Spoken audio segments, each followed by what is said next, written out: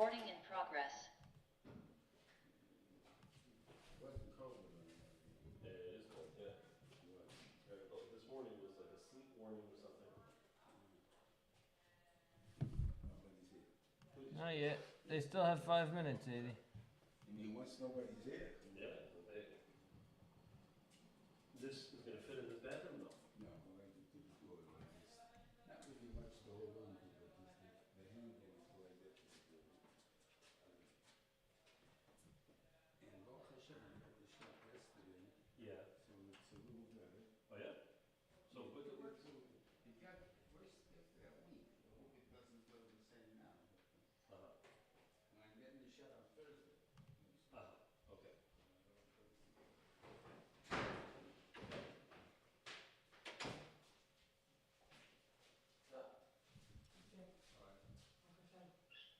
Good to see you up and about again. I'm not really. That's the problem. Oh, excellent. Oh, the mic's not on yet. Now it's on. Oh, there you go. Yeah, I What was that? had it No, muted. I think whatever.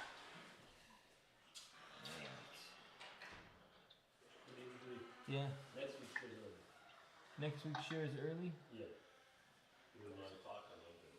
Really? Oh, well, I guess Zadie will let me know what we're doing. Okay.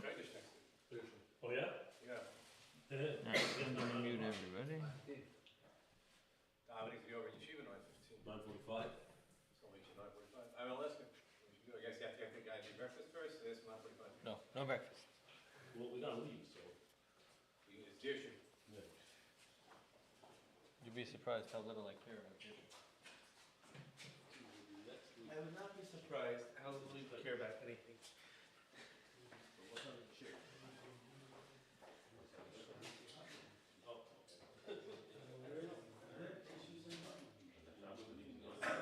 Keep it down. What part of that? The other sink. There were a box somewhere, I have no idea. Go to the bathroom. Oh, the shoes in there. Next weekend is the issue. Your shoes gonna go early, I guess? Oh, no, Early. Can't be that early, because it's for Shreddish. different place. The Thursday event is at a different place altogether. Where is it? Where is it? Did you mention Friday? He's giving stuff already Friday morning? Friday afternoon? It's not that far. We were in Connecticut many times, Yeah. but it's a different thing. No, nothing else. No, just the night? Sounds good. Here, go around, come around over there. I remember that also, but I remember that, place. A couple. You gonna do a show, get cheaper?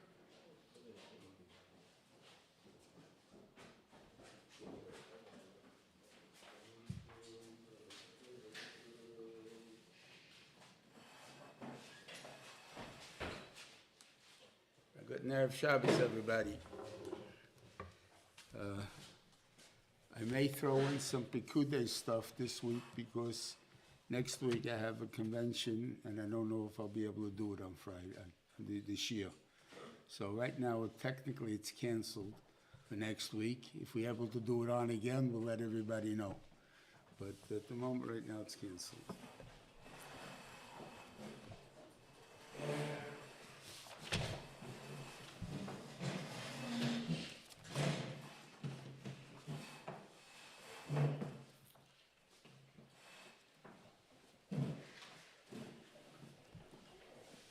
We have to understand what an Nediv Lev is.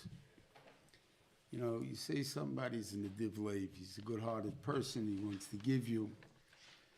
And the Nesiim, he gave millions of dollars. I don't know what the words millions of, but millions of millions. All the Shein, the Miluyim, the Keteris, all the things that cost a lot of money, they gave it. And yet they took out the Yud from their names, and they called them Nesiim without a Yud, because they didn't give, they were not Nediv Lev.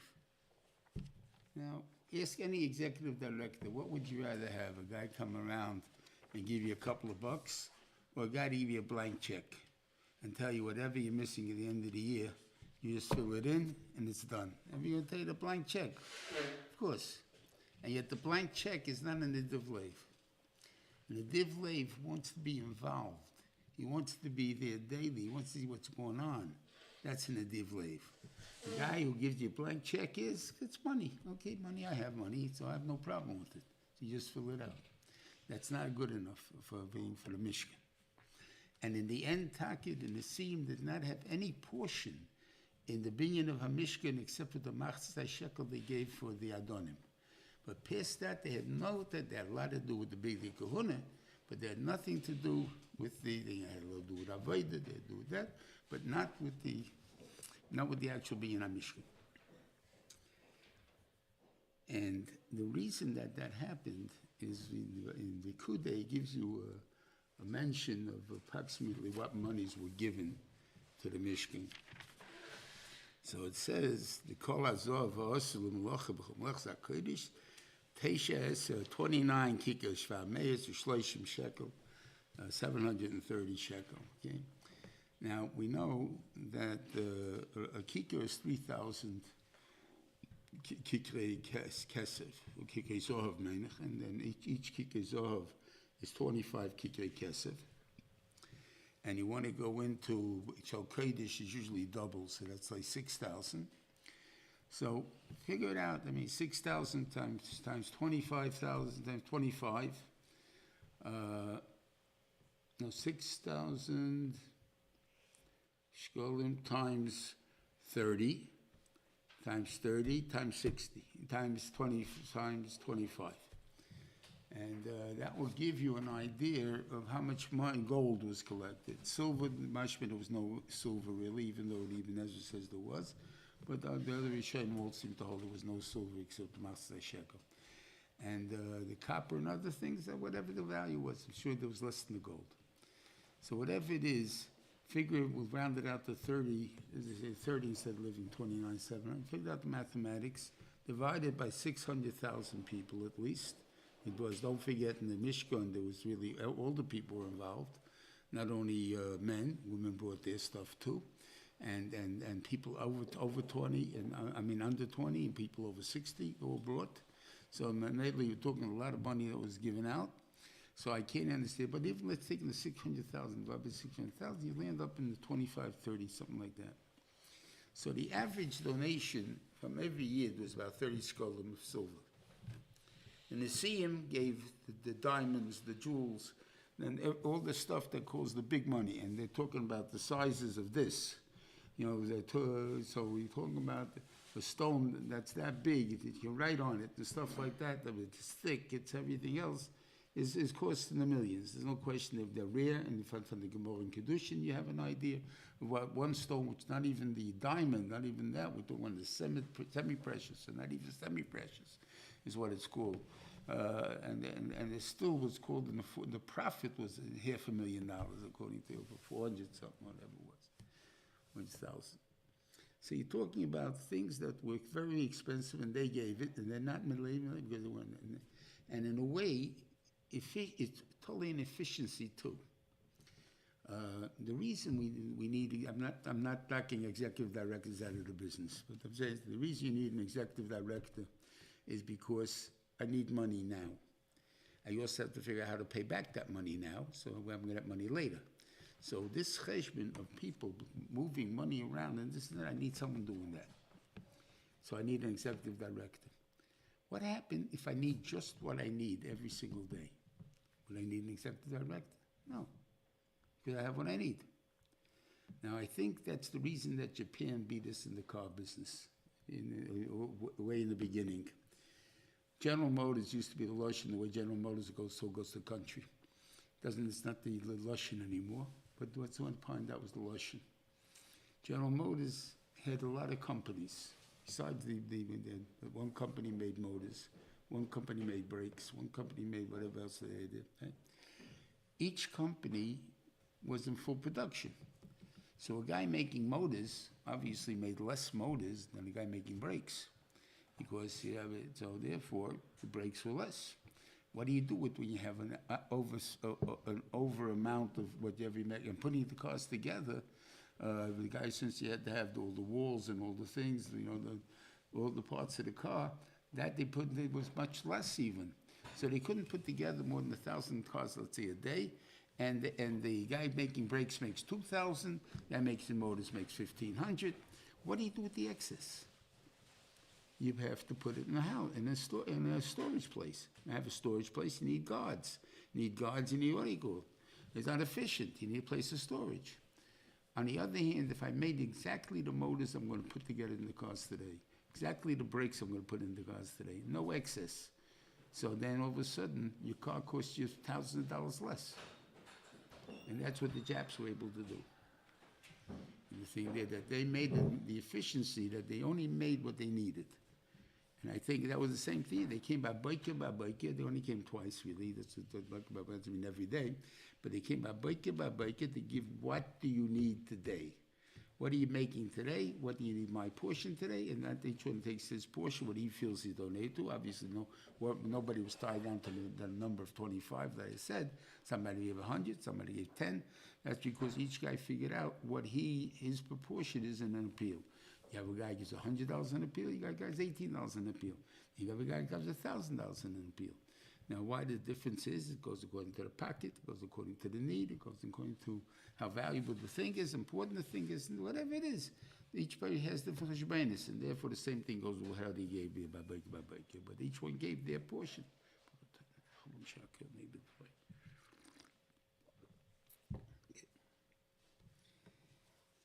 and we'll talk about how they fix this in Parshas Pekudei. Okay.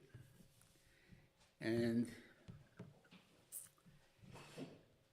the Rebbeinu Shalom tells you, this is a Shiv Zavort, he says, Rei Korosi B'Shem. It's a very strange language it's used. I call in the name of B'Tzalel ben Uri. B'Tzalel was 13 years old when he built the Mishkan.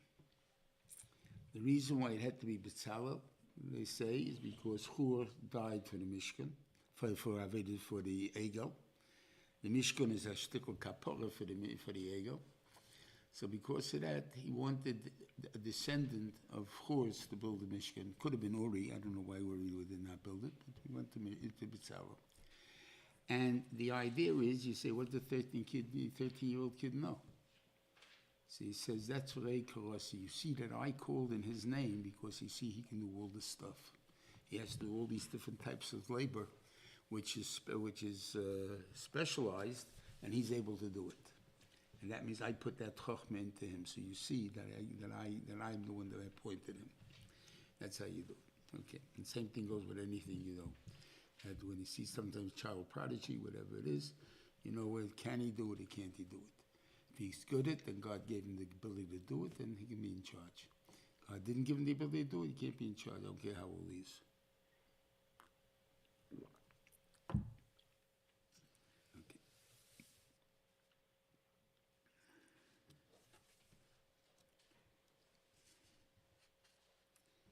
Now, it's interesting in the tzivuyim that we have, that's in Parshas Truma, the Rebbeinu Shalom's mitzvah to do the kelim first. In the building of the Mishkan, it describes you building the building first. And this was the argument between Moshe and B'Tzalel. Moshe held that the tzivah was the way it was given. The Aron is the most important thing, so we go to Aron. Second thing is the B'Tzalel asked the question, but if you can build a keli, where are you going to put it? So it got to be a building to put it in. Okay. Which is a seeming good question, and obviously that's what he did. And it calls him B'Tzalel for that reason, the B'Tzalel Kel, that you're in the shadow of God, and you understood what God really said, and therefore he followed B'Tzalel's words. But we have a basic kasha here. When was the Mishkan Tzuvah to build? Yom Kippur. When did they finish? On Chof Hei Kislev, right? That's why we have Chanukah, Chof Hei Kislev. When did they put it up? Rosh Chodesh Nisan. For where was it laying from Chofes Kiflis to Rosh Chodesh Nisan? It was in Moshe's backyard? I don't know where it was. But it wasn't built. So if it wasn't built, what does it make me put the building first or not? It's not important. So why is Moshe right? The important thing is what we have to build. What goes with the Kedusha, because it's civilization. That's the most important part. So obviously, these are all simonim of ruchnius, or whatever it is that the person has to do. And the building is the person. And all these things are what the symbolizations to the person is as they enter him. So it doesn't really make a difference if we have a building, we don't have a building, or we use the building, we don't use the building.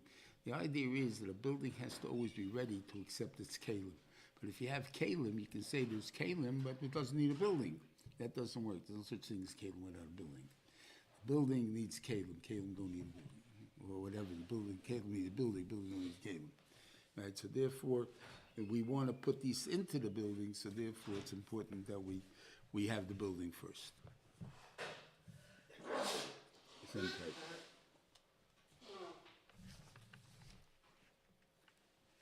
Okay. Now, we'll discuss one Rashi here, which I think is important.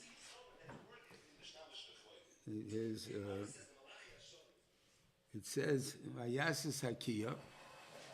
I'm jumping around because I said we want to get some of the other stuff in. Vayasis Hakia Nechoshes, Eskane Nechoshes, Bemaris Hatzevis, Ashatzovu Pesachel Moed. The women that used to hang around the Mishkan and for Kedusha, and they gave over their copper mirrors. Obviously, in those times, they made mirrors out of copper, not out of glass. And these mirrors, what was the purpose of the mirror? The same thing as the purpose is now, to look good. And the main purpose of looking good is hopefully for their husband. So that's what they want to be attractive to the husband. And because of that, Rashi brings down, Moshe Rabbeinu did not want to use them. Because, you're talking about a very mundane act. We're talking about the act of procreation. And that's like a tznius act, a private act. And why would we even advertise such an act takes place that we're going to take to be the kedusha of the Kohen? When he goes to do the avodah, has to go wash his hands from a kiyah made out of what? Out of women's mirrors? That's what bothered Moshe Rabbeinu. And the Rebbeinu Shem tells him, this is more choshev to me than all the other things. Okay, and how big was the kiyah? So there's a ganze shaila about if there was an actual measurement or not, because obviously you can make the walls thicker or thinner. Right? But this much was clear, that the only thing that went into it was the maras hatzoves, and as big as how many donations there were, that's how big it became. And that is clear. The question how much water held, that's cheshbenis they have. But it has how big it will be, that's how big it will be. So it's interesting to bring down the Rashi here, and I'd like to go over it. This inyan that we just spoke about. Okay. Divrei HaMasel is b'maas hatzoves. He says, "B'nois Yisrael hoya b'yodem maras sheroyim abehem kisheim mishkashtos." They used to have these mirrors in the hands that they used to use when they got dressed up. V'af oisum le'okvum u'mahavim l'medivs HaMishkan. They didn't stop them from bringing these for the Mishkan because these are very important items. And why would you give it up? But the Maisa, the Mishkan, is more important than anything else I have.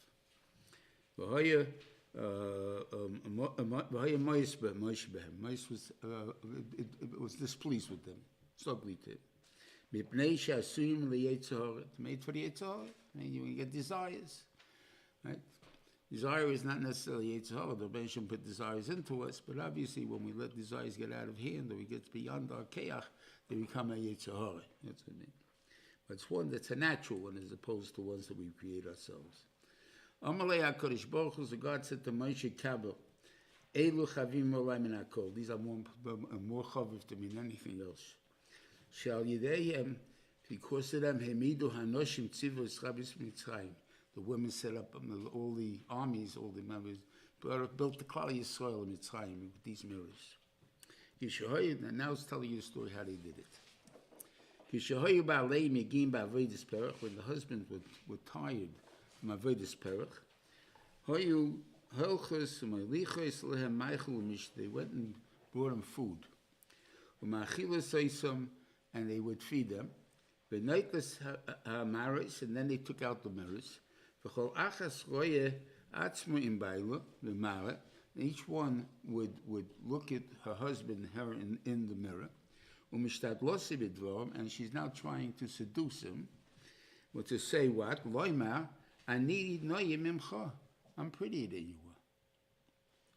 And metoich kach, and through this, mevius lo ba'aleim l'dei taiva, to bring the husband to taiva. When his kokis lehem, u'misbaus b'savros, v'yoldus, shenem ataso, and the whole thing that they have children because of that. Okay. Now, do you understand that how you can seduce somebody telling me that you're a slob and I'm a nice-looking great person? And that's going to be very seductive, I think, right? And that's what Rashi says. He said to him, I'm prettier than you are. Okay? More dressed up. It's not talking about that. We're not talking about that. If that's what you're talking about, that she only wanted to make herself attractive, she didn't have to bring the mirror. She dressed up at home and come in as the most attractive person around, and that's it. She doesn't have to show the husband how to be on the mirror. She's mechazik the husband. What are you doing? You guys do avodas perach. You're dead tired. You don't want to build a family. I don't need the achayis for a family. I can't take care of my own job. I got to worry about taking care of kids and worrying about them. I don't want it. Right? Look at me. The woman says, I also have avodas perach. But the woman also had avodas perach. They also worked hard. Yet, we dressed up. I got you the food. I got you the clothes. I got everything else, right? And I did it for you. Why? So we can have kids, right? So you're not worse than me. If I can do it, you can do it. And then the man gets up and says, okay, let me take a shower. Let's find out. And he goes down to the shower, gets dressed up, makes himself into attractive, whatever you want to call it. And all of a sudden, we're back in business as normal people. And that's what the women accomplished. In other words, they didn't just make a maisa of what they call it. They put a chizuk into their husbands, that the desire to build a family. Now we can do it. Now I'm strong enough. That's what they did. That alone is what makes it more chashuv HaKadosh Baruch Hu than anything else. Because it doesn't go. Our lives are not supposed to be just with taiva. Taiva, it's made. Taiva is made so we can have what we're doing. A person gets hungry because if he didn't eat, he'd die. So we make sure, God makes sure he gets hungry. Same thing here, if there be no desire, there be no generations. Nobody wants their highest of having kids. They don't need it. But Lamaisa, and we do have the taiva, we do have it. So therefore, what do we use it for? We have it for the mitzvah of creation. And that's what the whole purpose is. And that's what Grashon really wants us to do. I eat because I have to serve HaKadosh Baruch Hu. I don't eat because I'll die. I have to live so I can serve HaKadosh Baruch Hu. And that's the point that we have to win. This is basically what we're doing. And the women are mechazik the men in this a lot. And that's the biggest chizuk. And the way you say behind every man you got this the woman, every sex man you have the woman. And it's true, because you needed that chizuk. You need somebody. I always once thought about this thing. When a guy gives you, you finish a speech or something, and the guy gives you a yashikech, assuming a yashikech that somebody means. The guy says yashikech, yashikech, I don't think that's necessarily much meant. But the guy gives you a yashikech, but that's a good word, real good. Okay, you feel good about it, right? It's gaiva. You feel good about it. And you shouldn't feel good about the things, maybe. You should work on your midas. I said, no. If I wouldn't feel good about it, I wouldn't do it again. I don't want to take a chance on getting, saying the wrong thing, or being laughed at, or whatever it is. Why should I put myself on the line? God gives me yashikeach. Oh, now I'm going to put myself on the line because I see I can do something good. So it's a chizuk, not a gaivid point. That's the point. You have to look at things in different ways. And that's the important thing from here.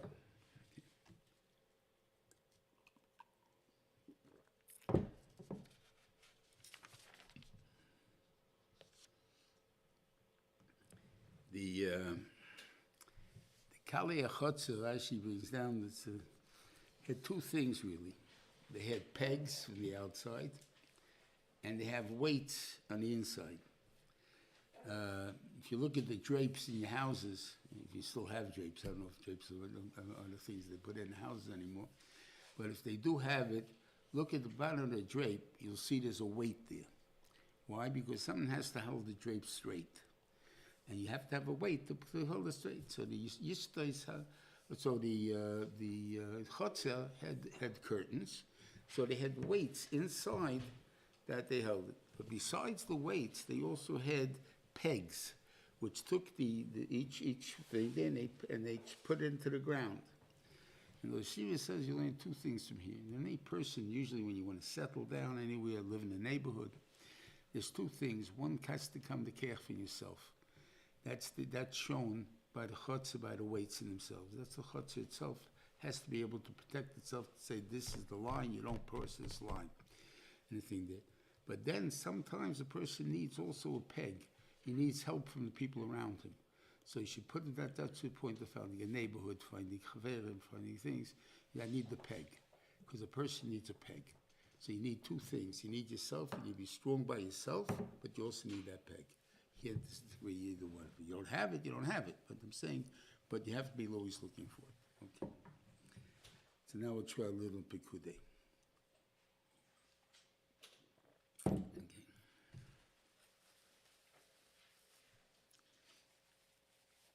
Okay, so he gives the cheshbon. We discussed the cheshbon that before.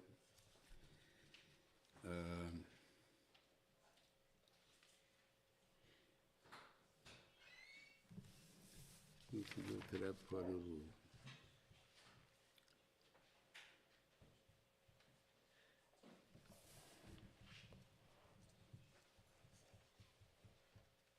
Oh, yeah, one more thing I talked about Vayakhel, I forgot. The lechem aponim.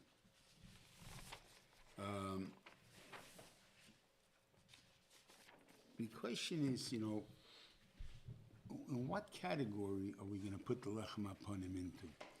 As a korban, which l'chayr, that's what it is. In other words, you made a mizbeach, right? The money for the Mishkan, it was not for the korbanos. It was making the mizbeach, not for anything to bring on. For the bring korbanos, they brought another machzeh shekel, besides the one for the adonim. They had a third machzeh shekel, which is the kudayim kisisa. That goes for korbanos. L'chayr, the money for the lechem aponim, which is used every week, should come from there, right? Because it's korbanos. Or do we say it comes from the Mishkan, from the money he gave for building the Mishkan? Now, why it would, I wouldn't know, because we don't find that the behemoths came. But let's see what it says to do. The behemoth said, that's when he saw, this is what God wants for the Truma. Take all of this stuff, right? And what do I want you to make from it? I want you to make it a shulchan, there's badov, there's kokelov, there's lechem haponim. So the lechem haponim has to be made from the money given for the Mishkan, not for the korbanos. Why? Now again, I don't know how they did this by the Keteris. I don't know how they did this for here. Because obviously when they went out of Mitzrayim, they thought they were only going to be in the Midbar for a short time. So whatever the Keteris they took with them was, I don't know what they took it for, but they thought they would build a Mishkan. They don't know, because we remember we said to Rebbeinu Shlomo, I want Truma, I want you to give you what's mine. Now what's mine, we don't know what's yours, God. You told me you want Trevis, Avim, and all these things that you want, and all those things. And they were made already. Ya'akov Avinu made it, Atzishitim, he planted, whatever that means. He maybe put away Shem Namoil. These things, guys got to take it. How much is theirs? Nothing. We don't ask questions. Ya'akov Avinu said, take it, we take it, we go. Okay, then we see we need it. Now, obviously, if you talk about Keteris, you're going to need Korban, you're going to need Keteris for 40 years. If you talk about korbanos, you're going to need korbanos for 40 years. Maybe they had enough behemoths for that. Don't forget they reproduce. So we have korbanos, but I'm saying, but whatever it is, they need things that they're taken out going to last them for 40 years. Now, flour, obviously didn't take. Why didn't we take? We know for sure didn't take. because they had the matzah.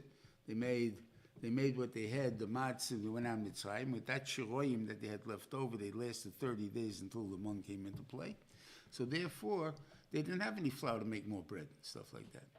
So how did they know what the flour is? Well, obviously, they must have taken some flour out, or maybe not.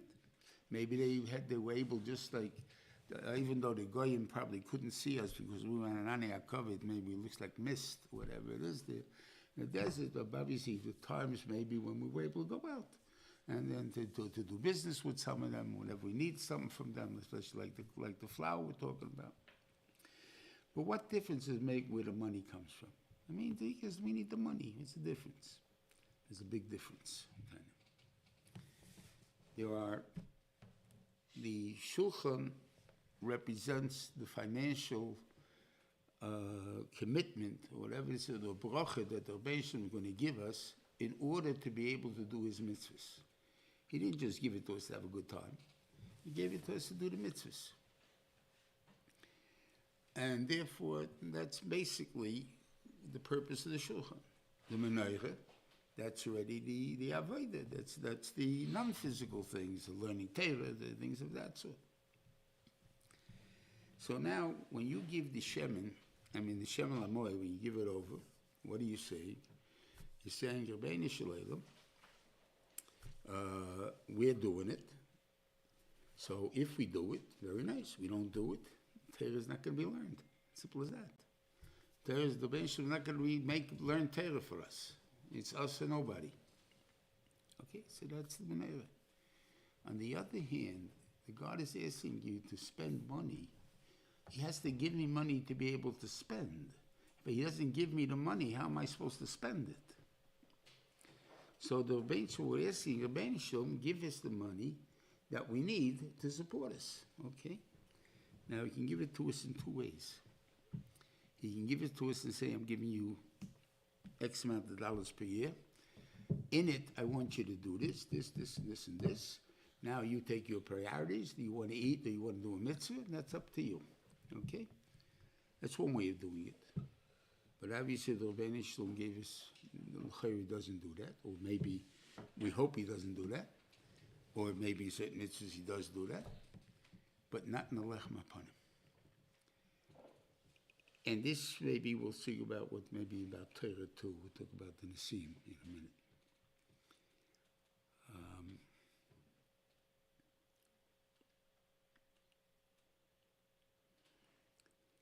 The Rebbeinu Shalom says, I'll give you enough money that you'll be able to do all the mitzvahs I command you to do. And you'll tell me, what are you talking about? How can I do it? They go out, a little of last year was this much money now. It's so much money. Is the thing there? That's my problem. You just buy it. You'll have enough money. Yeah? Okay. That's what the Rebbeinu Shalom does. Now, I will give you what you need when you need it, no matter what it is. If I commanded you to have it, you will have it. And therefore, you will have it because I'm going to give you the money. Now, I'm not talking about here, I'm going to go into what people say, well, if that's the case, I'll buy a $10,000 pair of tefillin. And why should I only spend $500? That's not what we're talking about. We're talking about you'll be able to do the mitzvah until you're able to go and do your flaunt your godless in front of other people. That's what I give it to you for. Okay? You want to do the mitzvah. So the lechem hapanim, the Rebbeinu Shalom says, no matter where you go, what's going to be, and no matter what the price will be, you'll have it. And if that you don't have the money, then I'll make the situation in the world that all of a sudden you'll be able to buy for no money. I want to go to, like right now, a guy went to Hawaii, it cost me $120, right? And I say, what do you do, $120? That's $1,000 ticket, right? $120. Why? Because I want to go now, and God made it that I can go now because of COVID, whatever reason is it. That's what's on the tickets there. So if I went, I would go. Or anything like that. That's the Rebbeinu Shalom problem. So that's what the Rebbeinu Shalom is telling you. If it comes from that, I want it from the Mishkan money, because the Mishkan money is money that I have to make sure will be suffice to do everything I need to the Mishkan. And therefore, when I'm telling you it will suffice, that means that what you gave is tak enough. And I think that it's my job to make sure that it fits in with the money. Now it shouldn't be like you always have Guys who give tzedakah. Well, he just told me God takes care of all this, so I don't have to, he doesn't need me too much, right? So I don't have to give, right? That's the next attitude. So he's saying, no, that doesn't work that way. The Banish says you give what you can give, and then I'll take care of it. But after you take what you can give, I'll make sure it happens. And if you'll take a look in different areas, well, I'm going to Lakewood, how many new yeshivas they're opening, brand new buildings. We're living in a yeshiva in New York. It's an old yeshiva already. Can't get enough money about one new building, and you're not going to build a new building. No one's telling me no money. Why? Where's the money? Right? It's not for me. But over there, we need it over there because we don't have any. Oh, there we got it. Here you want to just you want a new one instead of an old one. That's your problem. But you want a building. You got it. You can't get an old one because there's no old buildings around that area. You build new ones. New ones that cost $1 million. How am I supposed to build it? Don't worry about it. That's my problem, not yours. That's what the Rebbeinu said. But you have to give what you can give. If you don't give what you can give, I don't do anything. Because I'm helping you. It's not that I'm doing your work for you. Now, this is what happened by the Nisim. What is the thing by the Nisim? It's a very interesting thing. God, it's not here. It's in Parshas Nosai. That it says that the Nisim repaired their reputation, or whatever it is, for not being called the Divlev, getting their Yud back, if you want to call it, is by donating 12 oxen and 6 wagons to the Mishkan, to carry the Mishkan. What has that got to do with the Mishkan?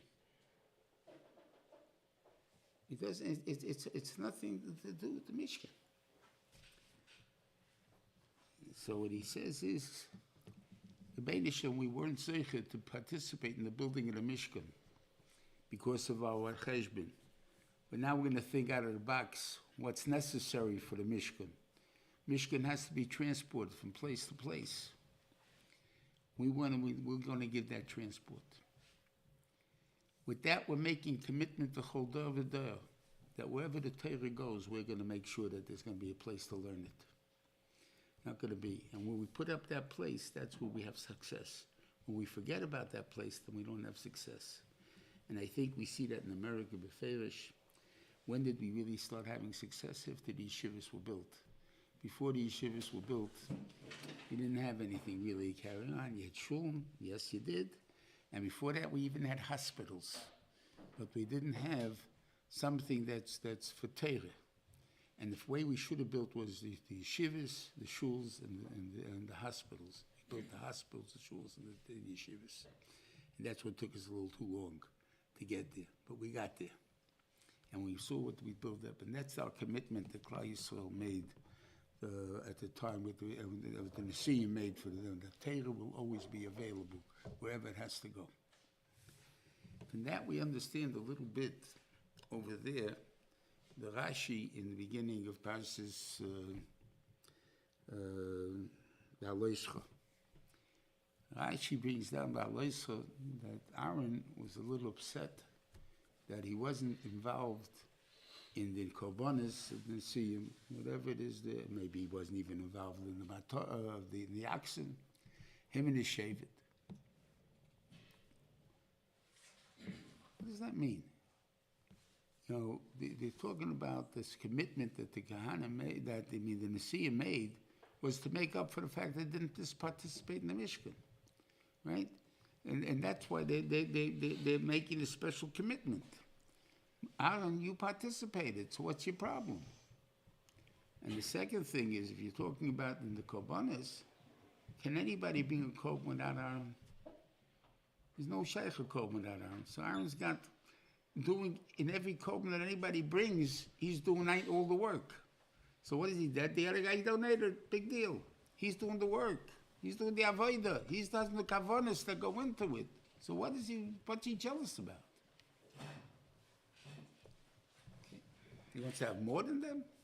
That's like Vidal Klein plays unfair.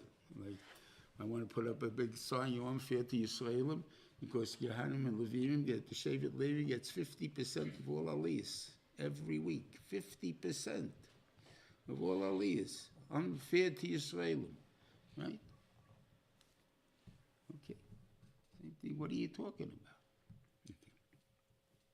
So I think it means that Aaron was saying, you know, Rabbeinu Shalom, you gave me a commitment to Mecha v'Yurecha Lish Chasidecha, that the hashkafa of Klal Yisrael belongs to me.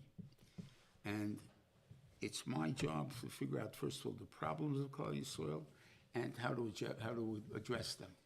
Where do we see that about the what do you call it, Klal Yisrael? The problems of Klal Yisrael, by blowing the gerel, that you throw a gerel. What do you need to go between two things? Right and left, just say the one on the right is this, the one on the left is this, and they both look the same anyway. You're supposed to take two goats that are colored the same height, same everything, same thing, so they both look alike. What does it make which one is which? No, you have to know where Klal Yisrael is. If the Yamin, if it comes out, the Azazel comes out on your right side, then you know Klal Yisrael is in a very low madrege, and your job is to teach them now basics. On the other hand, if it comes out the right side, comes out on the soil Hashem, then you know Klal Yisrael is in a big madrege, then you have to figure out on building yeshivas for bigger madreges, how to build that. You can't always be on the same level. Klal Yisrael changes, and your job to be involved and always in the chinuch of Klal Yisrael. So you gave me that, Reuven Shlit. So therefore, if that's what you gave me, then I'm in charge of the chinuch. And now you told me the biggest yesod of anything, the pshat is we teach in the house, the ikeo, what's most important of life. So then what do I left to teach? That's what he's asking. They're teaching that Torah is the most private, most important thing. Your job is to make sure Torah is always going to be around and always going to be there. So what am I going to tell them? What do I have to beach above them? So Rashi tells you, big yesod, your job is to do the nitty-gritty of Torah. I want you, I want you to make it that the Neir is going to light by itself. And you know what you do by that? Nochamo. Parents can't do that. Say that again. Say that again. Say that again. Write this thing 1,000 times. Parent can't get away with that. But the teacher, okay, that's his job. So the kids accept it. And therefore they're able to do it. And they're able to put it in. And that's the real job of the Rebbe. And with that, he was mefuyis. But now our generation, unfortunately, we have to teach even the ashkafas of the house in the yeshiva. And therefore, maybe we slow ourselves down a little in the actual production of stuff. But unfortunately, because we took over the parents' job. But in reality, the fact of what we want to be and how to get there, that's literally the parents' job. The actually doing it, that's the Rebbe's job. Now, in the Mishkan, we didn't speak about the Adonim. This is at the end of the Parsha of Bikudei Takib.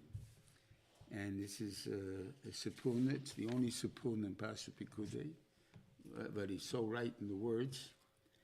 But we know the word Mishkan refers to two different things. One, it refers to the building itself, the total building, and we call that the Mishkan.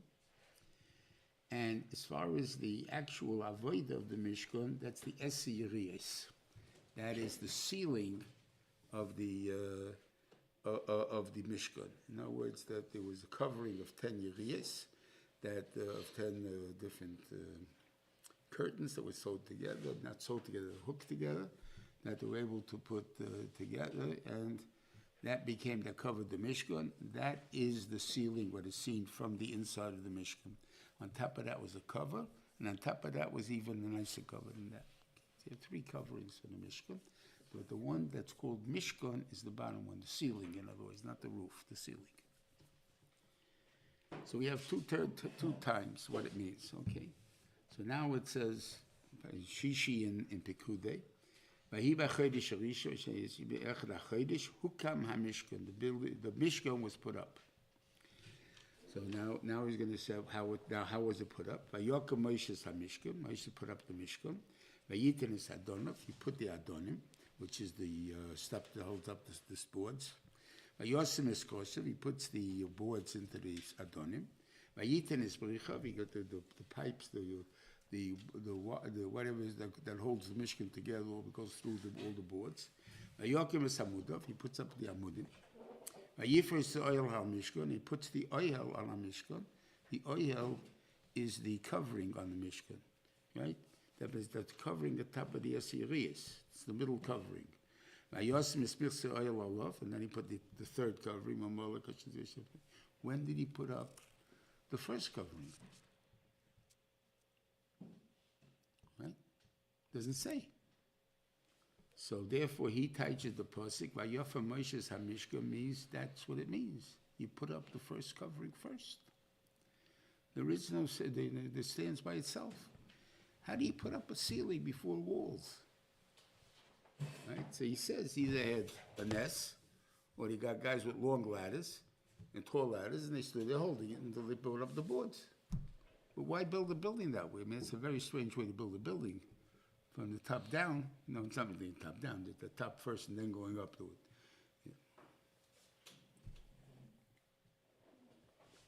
In reality, we see this b'chol day over there. If you know what you're aiming at, you're going to be successful. If you don't have a goal, you're not successful. And that's what he's telling you.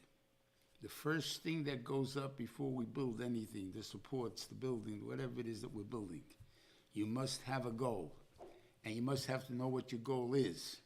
And then you can build everything to fit that goal. I'll give you a mashal as a place to tell it. There are out-of-town communities. And the kids are not any dumber out of town than they are in New York. Very few, that there are, but very few, can say they prepare their Talmud, or every one of the Talmidim, to be able to attend an out-of-town yeshiva, meaning yeshiva out at New York School Center. Meaning in the ninth grade, we'll be learning all tasters or something like that. Very few can live up to that. Why? The kids are no dumber out of town than in New York. So why should there be such a problem? But the thing is, because out of town, you have a different mixed community, whatever it is there. And you don't know who you're building for, and you're hoping you're going to get the kids in yeshiva, and you're hoping you'll be able to keep them. And so what are we going to teach them? We'll see as we go along. Let's first put the adonim down, and then we'll put the koshim down, and we'll keep building. We'll see how far we can go. So, by the time they get to the 8th grade, we were very successful this year. The kids started missionais in the 8th grade. Okay, go to any yeshiva in New York. When did they start Gemara? 5th grade. For the 8th grade, they're pretty much in tastes, whether all tastes or not, I guess that's a difference already in different kishrin, depends on the class, depends on the boys. But basically, we're in tastes already. We all understand, but you have to learn tastes when you get to come into the 8th grade. Okay, so once we're in that idea, how do we get there? Because we knew we have to prepare a boy for this. He has to be able to learn all tastes. How are we going to do it? That's our job on the bottom. I think the first year we'll learn Chumash, second year we'll learn this, third year we'll learn that, fourth year we'll learn that. We have a curriculum we build according to that with the goal in sight. But if we don't have a goal in sight, the curriculum says, okay, let's add on a little bit halacha this year, add on a little this year, that, but we never get down to the nitty-gritty of what learning Torah is. And that's what we have that problem.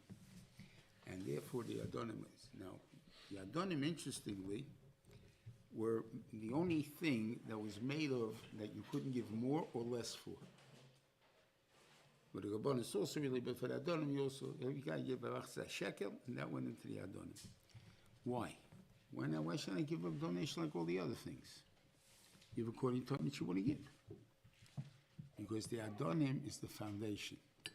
Every Jewish kid has to have a foundation that he can get to the top, to the Mishkan. If you don't give him that thing, it's unfair, because he's not going to make it.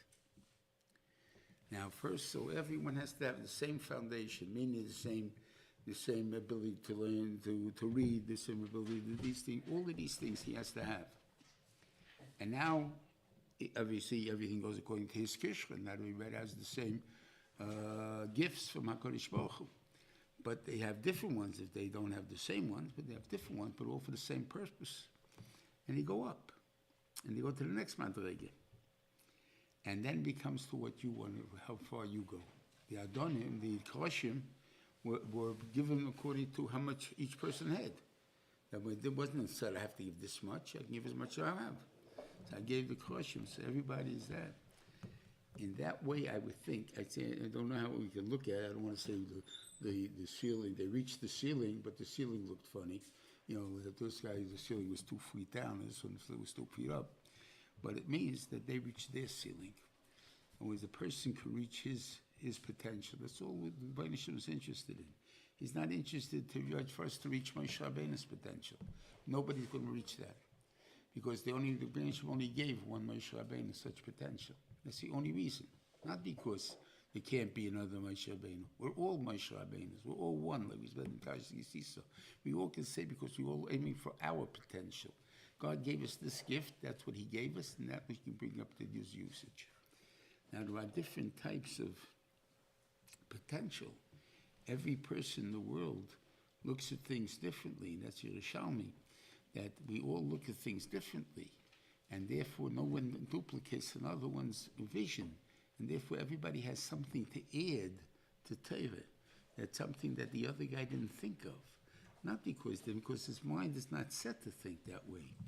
Children's minds are different than grown-up minds. So I'll tell you a story of a grandchild of mine. I may have mentioned once before or not. But anyway, he was in the 3rd grade, and the Rebbe thought I told him the Shtickle Torah, and I thought the Rebbe told him the Shtickle Torah. And he made it up himself. It was simple kasha. You know, there's a discussion about the Yam Kriyas Yamsuf, and how Shifra Hayom was able to see she was greater than Yecheskel ben Buzi. Rambam uses that lotion, Rabbi Neyeni uses that lotion, that the smallest person in the Der HaMidbar was greater than Yecheskel ben Buzi. Right? Why? Because what they saw more than the Yecheskel ben Buzi ever saw. Right? And therefore, so the question is why the Torah referred to them as Shifcha Hayom. I mean, you're greater than Yecheskel ben Buzi, it goes Hanavi Hayom, something like that. You don't call it Shifcha Hayom. So they got to go into Musel. The thing comes fast, you don't hold it so fast, you can lose it, whatever thing good. And all these things are true, because that's the way they're supposed to see it. They had a Balei Musin, they give us Shmusin, and give us what he called, and that's how they saw it. And I didn't think about it that way. I just didn't even think why they called it Shifcha Hayom in the first place. And they did, and therefore, because that they have gone to Shmus, and it's emes. But then a kid looked at it, and they told this Mayanical, they told him that, the Medrash, that when Kriyas Yamsuf happened, all the waters in the world split. Right? So he said, that's why the heavens split, because the heavens are made out of water. Right? Oh, that's why the heavens split. So what's the kasha why they saw? They saw because it's open, so they saw. Has nothing to do with godless. Has nothing to do with anything. Well, there's no way of looking at it. Who said they were having Gedolim? Who said they were even bigger than Yecheskel ben Buzi? Right? Now, why should I learn that way? I'm not saying you're good, but I'm sure there's a good emes we can learn from it, some good lessons from it. That sometimes a person imagines he's bigger than Yecheskel ben Buzi because he saw more than Yecheskel ben Buzi, but in reality he's only a Shifcha Hayom. Because it didn't come from being able from greatness, it came because the thing was open to him, so that's why he saw it. And a person has to look at things that way. So you see, it's different between a kid seeing something and a grown-up seeing something, the two different ways of seeing something. But yet both can teach you a tremendous lesson of what's important.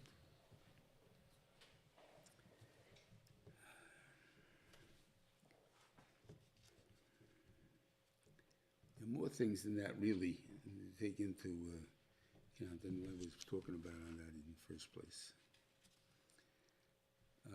Okay, that's the first why made all of us to think differently, and then finish that. And therefore, every person, when he does something, when he says something, that's his chelik in Torah. That when he may add that piece of chelik, he makes Torah richer.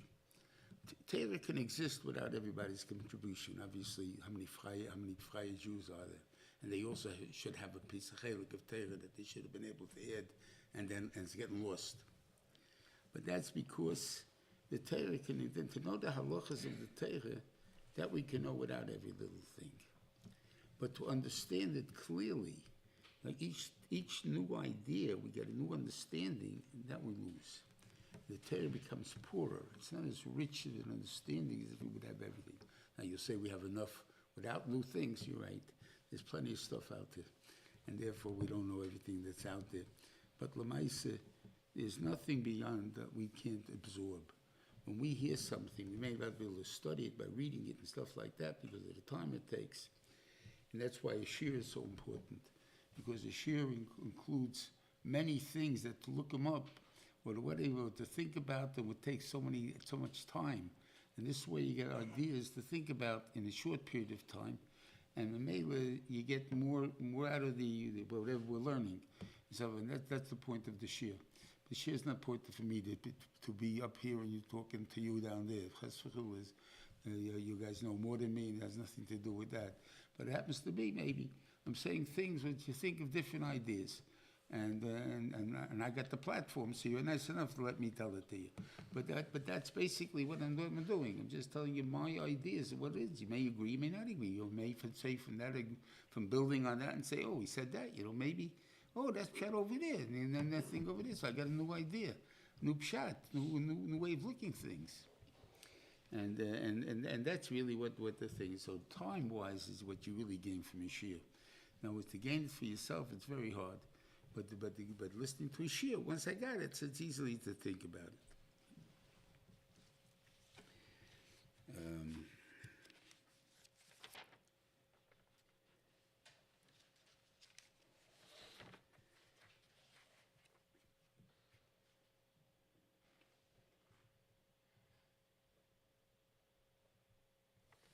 I'm trying to think if there's anything we could have said more than.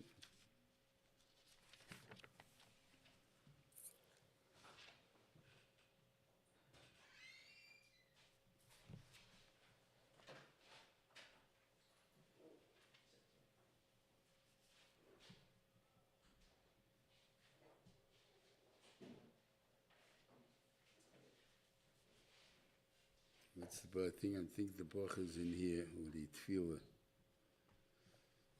of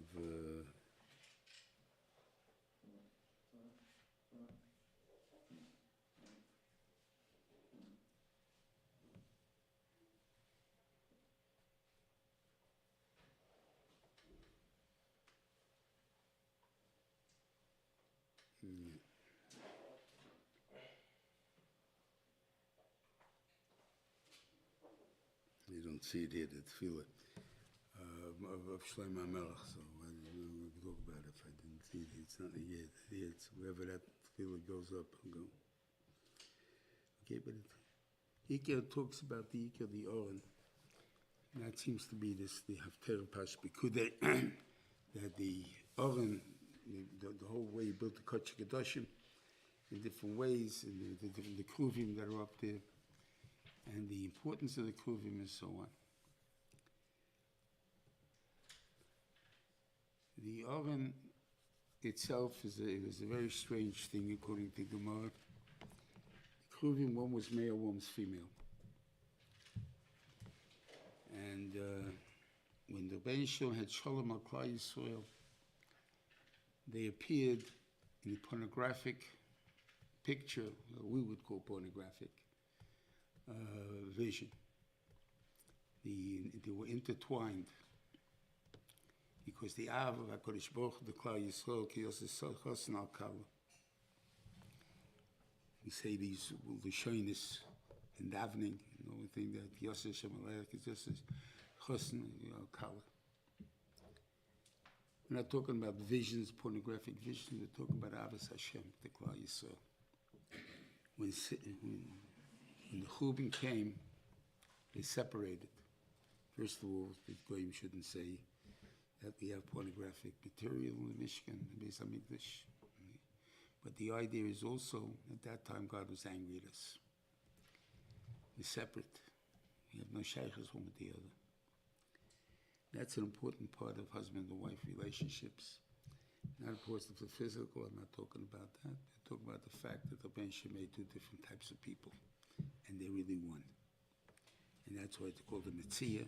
It's Metzia of the husband. The man has to look for his Metzia. Of course, there's only one. We use the Russian, in English even, soulmates. That this is my soulmate. What do you mean, my soulmate? It should be this is my partner, whatever it is. No, my soulmate. This is the one that was given to me, one nefesh, one neshama, 2 parts to one neshama. And that's the way we're supposed to be. What do you mean 2 parts? Because there's 2 jobs that we have to do. We have a job to work the field and to watch the field.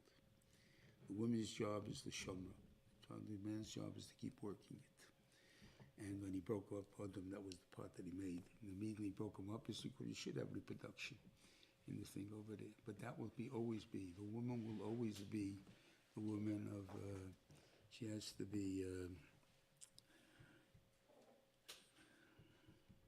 what's the Lashon?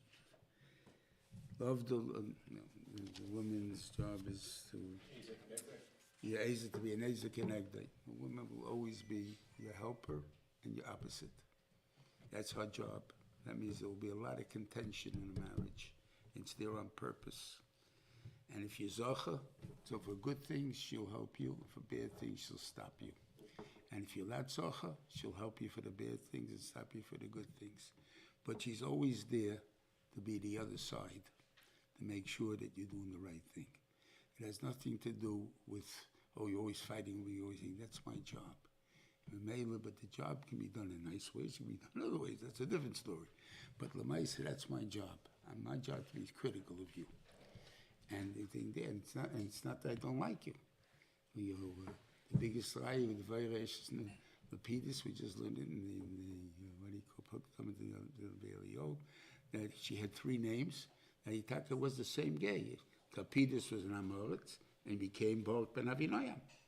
And the thing over there, because he became Tzatz for Hashem. He wasn't just a guy, a good soldier, go out and beat Sisera. He was a Tzatz for Hashem. Anything, she made him out of whoever he was. How the shidduch took place, don't ask me, but that's a different story. But Lamaisa is that that's what she did, what she created. Rachel married Rabbi Akiva. She took Rabbi Akiva, who was Akiva, and made him Rabbi Akiva. That's the difference that they made. Shalivi shalochem shaloh. That's the point that's the job of the wife.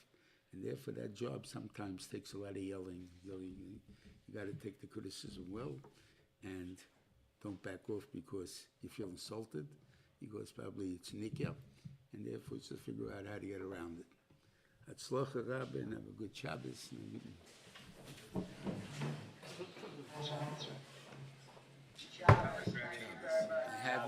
I have it for you. Shabbos. So you're not going up. I could. No, good, go. You have to go. Shabbos. Thank you. I had an earache yesterday.